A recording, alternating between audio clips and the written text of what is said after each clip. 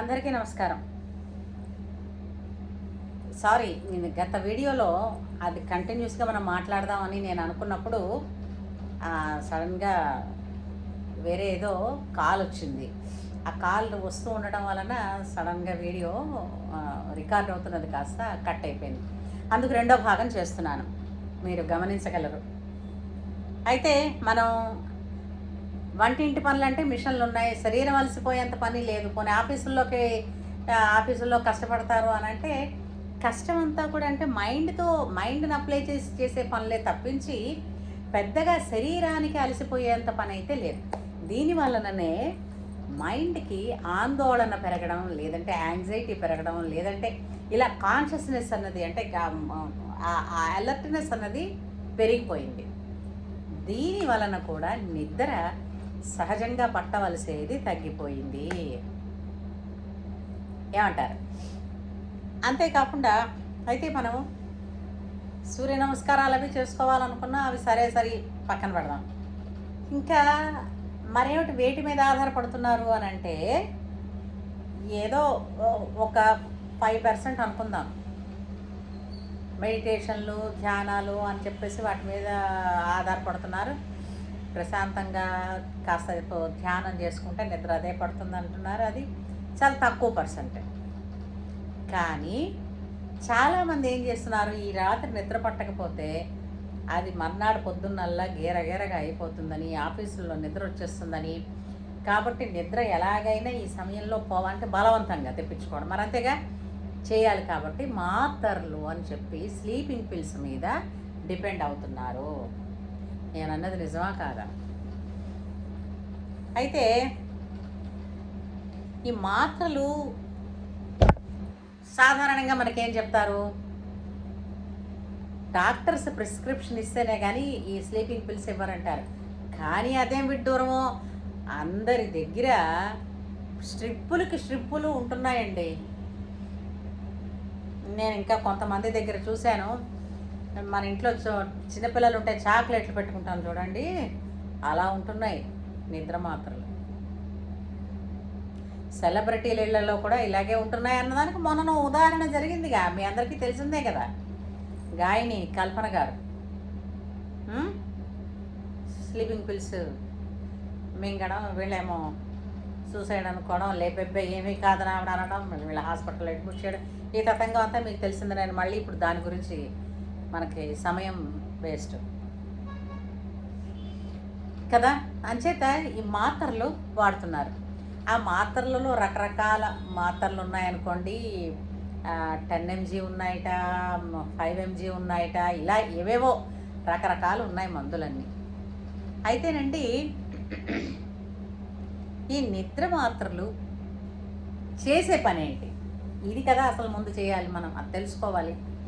ఏం చేస్తాయి నిద్ర మాత్రలు అంటే మైండ్లో జరిగే యాక్టివిటీ ఏదైతే ఉందో దాన్ని ముందు స్తబ్దత ఇస్తాయి. అంటే ఏంటి, శాంతపరుస్తాయి. ఎప్పుడైతే మైండ్ కామ్గా ఉంటుందో, కామ్గా ఉన్న ఉత్తర క్షణం నిద్రలోకి వెళ్ళిపోతుంది.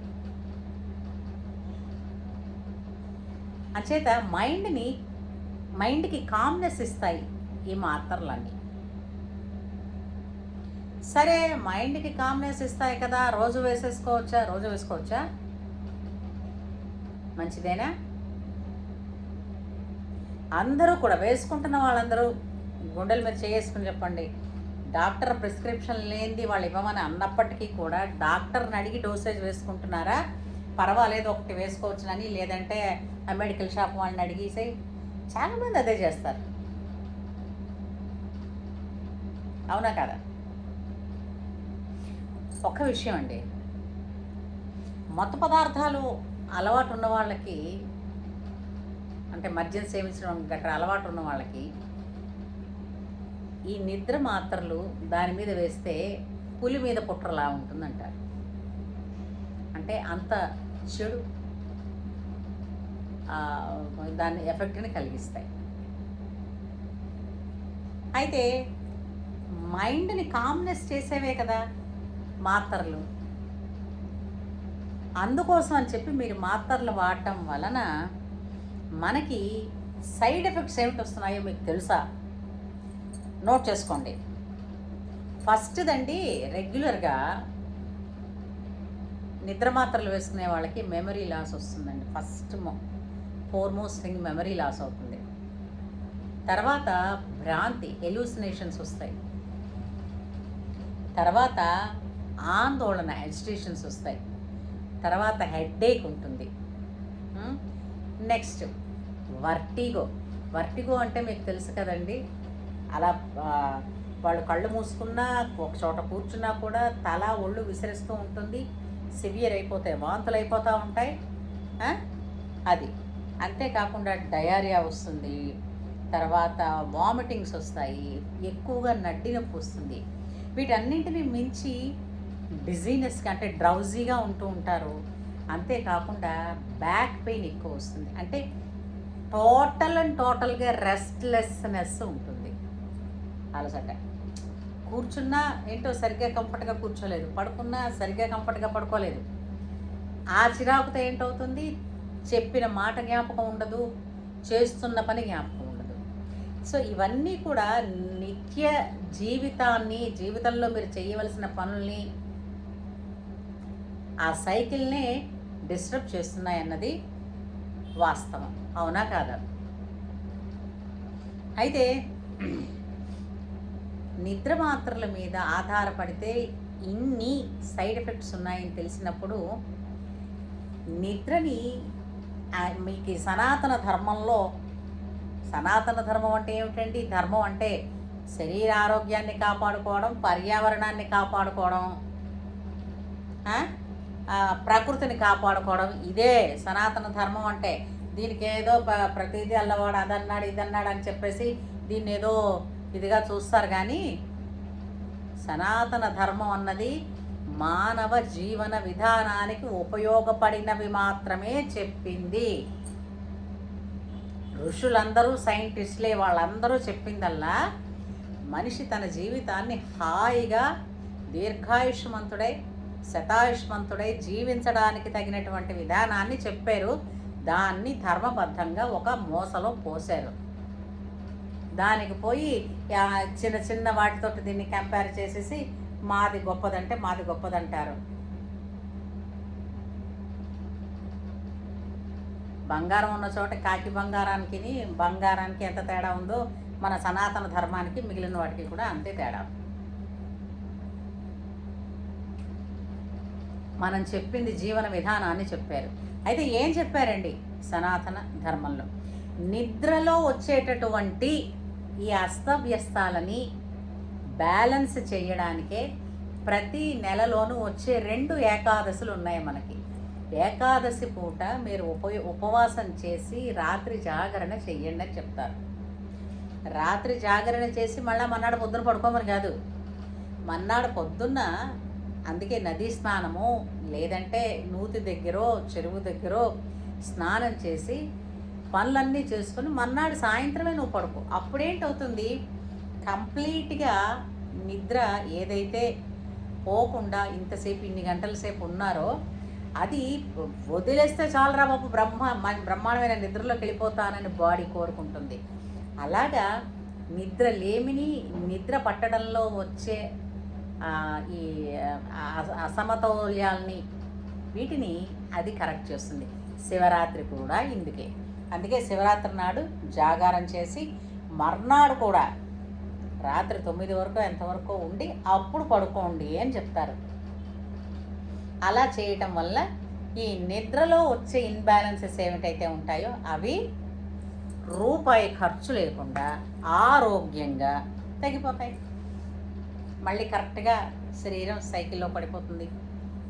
కానీ మనం ఏం చేస్తాము, జాగరం ఉన్నామనంటే మనం మైండ్ని అంతటినీ కూడా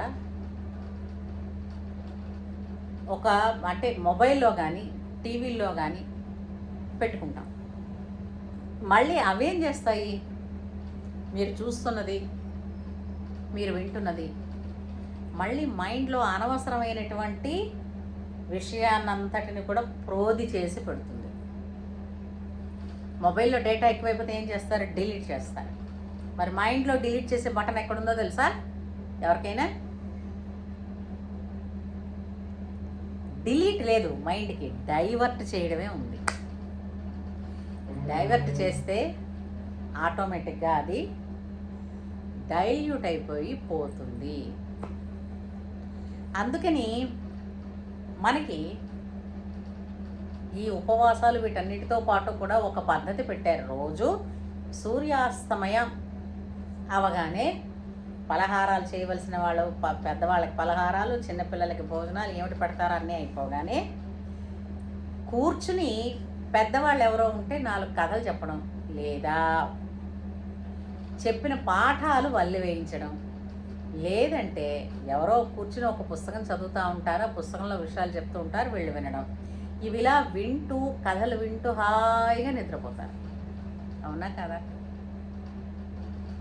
చిన్నప్పుడల్లా ఇన్ని సుఖాలు, ఇన్ని కంఫర్ట్స్ లేకుండానే నిద్ర వచ్చిందే, ఇప్పుడు ఇన్ని కంఫర్ట్స్ ఉన్నా నిద్ర ఎందుకు రాలేదమ్మా అంటే, మనం కోరి బుర్రలో ఎక్స్ట్రా డేటా అంతా ఫీడ్ చేసుకుంటున్నాం కాబట్టి అది మరి డబ్బాలో ఈగలేసి మూత పెట్టారనుకోండి, జీమని ఆ డబ్బాని తినగా ఉండనిస్తాయా? వాటిని వదిలేయాలి. అలాగే అనవసరమైన వాటిని బుర్రలోంచి డిలీట్ చేయాలి. మెడిటేషన్స్ వాటిని పక్కన పెట్టే, అవి అందరూ చేయగలచ్చు, చేయలేకపోవచ్చు. కానీ ఒక మంచి పుస్తకం అని ఉంటుంది చూసారా, ఒక మంచి పుస్తకం, మీకు ఇంట్రెస్ట్ అయిన సబ్జెక్ట్లో ఉండే పుస్తకం పట్టుకుని చదవండి. రాత్రి భోజనం అయ్యాక పెందరాడే, రాత్రి భోజనం అంటే 9 గంటలకు పోయి అంటే అవకాశం లేని వాళ్ళ సంగతి అంటే నేను చెప్పలేను, కానీ అవకాశం ఉన్నవాళ్ళు కూడా భోజనానికి పడకకి కనీసం 2 గంటల సమయాన్ని ఉంచాలి. మధ్యలో 7:30కి భోజనం చేశారనుకుంటే 9:30కి పడుకోండి, హాయిగా కొట్టినట్టు వస్తుంది నిద్ర. అలాగా మంచి పుస్తకాన్ని నిజంగా మంచి పుస్తకం, మీకు ఇష్టమైన సబ్జెక్టు, ప్రశాంతంగా పనులన్నీ అయిపోయిన కూర్చుని మీరు చదవడం మొదలుపెట్టండి. 10 నిమిషాలు తిరగకుండా కళ్ళు కూరుకుపోయేంత నిద్ర వస్తుంది. ఛాలెంజ్ చేస్తాను. ఇంకొకటి ఏం చేయాలి, మంచి నిద్ర పట్టాలి అని అంటే, మీరు పడుకోవడానికి కనీసం గంటన్నర ముందు నుంచి మరి టీవీ కానీ మొబైల్ కానీ చూడకుండా ఉండాలి. ప్రపంచం ఏమీ కొంప మునిగిపోదు, భూమి తన యాక్సెస్ అట్నుంచి ఇటు ఏమీ మార్చేదు. ఈ విషయాలన్నీ మళ్ళీ మన్నాడు తెలుసుకోవచ్చు, ఇబ్బంది ఏం లేదు. కాబట్టి అవసరమైన వాళ్ళు, అనవసరమైన వాళ్ళు ఊరికే తెలిసి ఉండడం కోసం తెలియకుండానే ఇలాంటి పనులన్నీ చేసే కన్నా ఏది ఎక్కడ ఎంతవరకు చేయాలో తెలుసుకోవడం, దేన్ని ఎక్కడ ఆపాలో తెలుసుకోవడం, ఈ రెండిట్లోనే ఉంది మనిషి లైఫ్ అంతా హాయిగా వెళ్ళడం. కాబట్టి మందుల మీద, మాత్రల మీద, ఎందుకంటే నిద్ర సహజం మనిషికి, అది ప్రాకృతిక ధర్మం. 1 రోజు పట్టలేదు వదిలేయండి, 2 రోజులు పట్టలేదు వదిలేయండి, 3వ రోజు ఎవరి కోసం రాదు, దానికోసం మాత్ర వేసి ఆ ఒక్క నిద్ర కోసమనే ఆలోచిస్తే అది ఎన్నో రకాల సైడ్ ఎఫెక్ట్స్ని తీసుకొస్తుంది ఆ మాత్ర. కాబట్టి దయచేసి అనవసరమైనటువంటి ఈ మాత్రలు వాడడం వలన మనకి తెలియకుండానే, ఇప్పుడు పెద్దవాళ్ళు ఇంట్లో ఉంటారు, సహజంగా జరుగుతున్నవి ఇవేనండి. ఇంట్లో ఉన్న పెద్దవాళ్ళకి నిద్రలు పట్టలేదని వాళ్ళు ఈ మాత్రలు వేసుకుంటారు. తెలుసో తెలియకో ఆ వెళ్ళి బీపీ మాత్రలు, షుగర్ మాత్రలు వేసుకుంటున్న వాళ్ళు ఎలాగో ఉండనే ఉన్నారు. వీటి వల్ల ఏంటవుతుంది, బాత్రూంలో వెళితే పడిపోతుండడాలు, పొయ్యి మీద పెట్టింది మర్చిపోతూ ఉండడాలు, ఇలాంటివన్నీ ఇందుకే జరుగుతాయి. కొందరికి తెద్దునా అందరికీ తెద్దునా అన్న సామెత దీనికే చెప్తారు. కాబట్టి ఒక వయసు వచ్చిన తర్వాత మనం ఆరోగ్యంగా ఉంటే, మనం జాగ్రత్తగా ఉంటే, మన పై వాళ్ళ సంగతి విడిచిపెట్టండి, మన పిల్లలకి మనం హెల్ప్ చేసిన వాళ్ళం అవుతాం. అవునా కదా? పిల్లలకి హెల్ప్ చేయడం అంటే మనకి మనం ఆరోగ్యంగా ఉంటే పిల్లలకి బోలెడంత హెల్ప్ చేసినట్టు. డబ్బు పెట్టడం, డబ్బులు అందరి దగ్గర ఉండొచ్చు, కానీ మనిషి వాళ్ళ పనులు మానుకొని వచ్చి సేవ చేయాలనంటే ఎంతమంది జీవితాలలో వాళ్ళ తాలూకు రెగ్యులర్ వ్యవహారాన్ని డిస్టర్బ్ చేస్తుందో తెలుసుకుని, మనం ఈ నిద్ర కోసమైతే ఇతరత్ర వాటి మీద ఆధారపడకుండా మన ప్రయత్నం మనం చేసుకుంటే హ్యాపీగా ప్రశాంతంగా ఉంటుంది, ఆరోగ్యం వస్తుంది, ఇతరులకు ఇబ్బంది కలిగించకుండా ఉంటుంది. ఏమంటారు? మీరు నాతో ఏకీభవిస్తే లైక్ చేయండి, మీ అనుభవాన్ని కామెంట్స్ రూపంలో తెలియచేయండి. అలాగే దీన్ని మరి కొంతమందితో షేర్ చేసుకోండి. ఉంటాను. జై శ్రీరామ్.